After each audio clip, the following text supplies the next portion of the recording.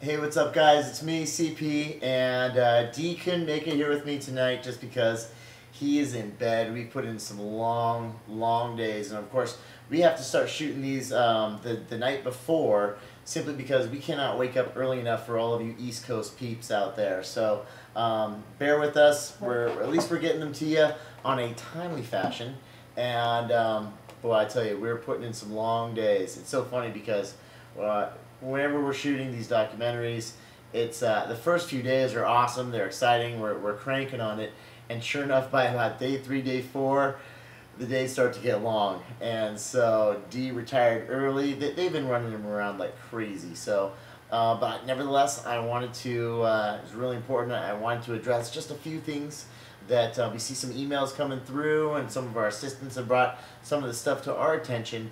And I want to talk about, typically on Thursday we talk about our favorite foods, and so we had it kind of laid out that D was going to be talking about his Mexican food. I'm going to be talking about Chinese food. I absolutely love my fried rice as far as rewards on our reward days, but we want to talk about reward days and exactly understanding who you are and which rewards can actually start to be a slippery slope for you. So we talk about, especially in this carb cycling lifestyle, that essentially you can reward yourself up to every other day. It's important psychologically and emotionally that we don't take foods away from you, because if I said, okay, you're about to start a lifestyle, and on this lifestyle you can't have pizza, you can't have ice cream, you can't have all these different things that you crave, that there's this psychological and emotional need for, well then after a couple days it starts to become a little bit we can actually start to become a little bit irrational when it comes to our decision making, because sure enough, if I tell you right now, don't think about an elephant. No matter what you do not think about an elephant. What is it that you think about? Well, of course, you think about an elephant, right? So if I tell you, you can't have pizza, well, what is it that you want? You're going to want pizza. So it's important that you can have it, but also it's mostly important that you understand your own personality and which foods are slippery slope foods. And these are the foods that can actually sabotage your new lifestyle. And by sabotaging, I mean that there are certain personalities that can say, oh, okay, I can eat really clean, and I can reward myself every other day with a slice of pizza. That's fantastic. And if you can, awesome, more power to you. In fact, sometimes it's okay to even have 2 slices of pizza.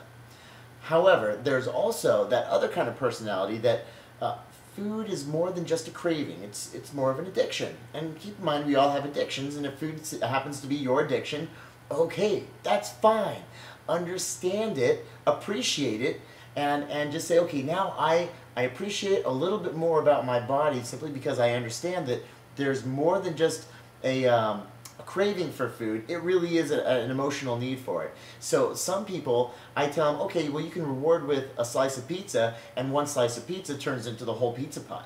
So understand who you are, and if pizza is a trigger food, if ice cream is a trigger food, if chocolate is a trigger food, whatever it might be, appreciate it, embrace it, understand it, and just know that if that is the trigger, if the delivery of that kind of food is a trigger for you, you need to stay away from it. That is no longer a reward food. That is a very dangerous food for you. But I'm going to give you a solution, and this is what I've done. This is what I've done with David. This is what I've done with thousands of my clients, is that instead of actually saying, okay, you can have pizza, we change the delivery mechanism. So we'll actually take a pizza, as far as a slice of pizza, and turn it into, say, a pizza pocket. Why? Because all of a sudden pizza pocket is portion sized, where you still get that exact same taste. The taste that your body wants, except immediately after that portion is gone, the trigger, the delivery mechanism isn't there for you to actually have to finish off the whole pie. Some people, they open up a half a gallon of ice cream and they can't stop until it's gone. So it's really important. What I've done with a lot of my clients is that we'll take ice cream and we'll turn it into like a fudgesicle. Simply because as soon as it's gone, they got the craving that they needed, they got the flavor that their body wanted, except they didn't overindulge and they didn't just throw 1,000 calories on top of whatever they just consumed throughout the day. So it's the delivery mechanism. It's not the taste that we're typically addicted to, it's the delivery mechanism. Once we can start to understand that, we can start to understand our own personal behavior and really begin to appreciate it. So when I say, okay, you know, like fried rice, I love fried rice. In fact, I like to take the sweet and sour sauce and put it on the fried rice. That's a great reward food for me. But I can usually stop after about a cup and a half, because, you know, because of the heavy oils and everything, I start to feel a little bit sick. David, his thing is Mexican food. So he can throw down some rice and beans and a few tortilla chips and he starts to get sick. So it's good because we can actually catch ourselves, and of course everything is usually portioned out already. However, just understand yourself, and when it comes to those reward foods, if it is a trigger and it's going to go ahead and lead to a binge type behavior, capture yourself. You need to change the delivery, because say a pizza pie or a tub of ice cream, that is not going to be beneficial for you in your new lifestyle. And that's really what this is all about. We're trying to help find solutions for a lifestyle. So we're going to keep throwing new things at you, and the one thing I want you to focus on now is understanding if that food is a particular trigger and how you can change the delivery of that trigger to make it fit your lifestyle. So can you reward yourself every other day? Absolutely. You know, it's important that you can. And the reason why we did that, just in case you're wondering, most people have found, and actually it's really common on a lot of nutrition programs, to say, hey, you know, once a week you can have a cheat day. And that's fantastic. But we also found that there's this magic number of usually about day 3. Once people hit about day 3, they start to rationalize why they need that reward or that cheat food a little bit earlier than that once a week. And they start to crave it. It's so important that we don't hit that mark, where I don't want your body actually going through these heavy cravings. So that's why it comes down to that whole motto that we have when we're cycling. It says, if you can't have it today, you can always have it tomorrow. Remember, guys, we're creating a lifestyle. So granted, it's not this rapid weight drop, even though it's probably going to happen, but it's a little bit more, it's a wonderful lifestyle taper, so that you can just plug yourself in and you can reward yourself, and sure enough, this whole journey becomes enjoyable, because it's supposed to be enjoyable. So just keep in mind as we're going through this. Now granted, I tell you that you can reward yourself every other day, but for some people, like myself, and actually most of the people that we work with, you're going to get so addicted to the way that you feel, because you're going to feel so good eating healthy, that when you reward yourself, you actually feel sick. You know, your stomach's going to hurt, you might have a headache, you get groggy. So we want to avoid that.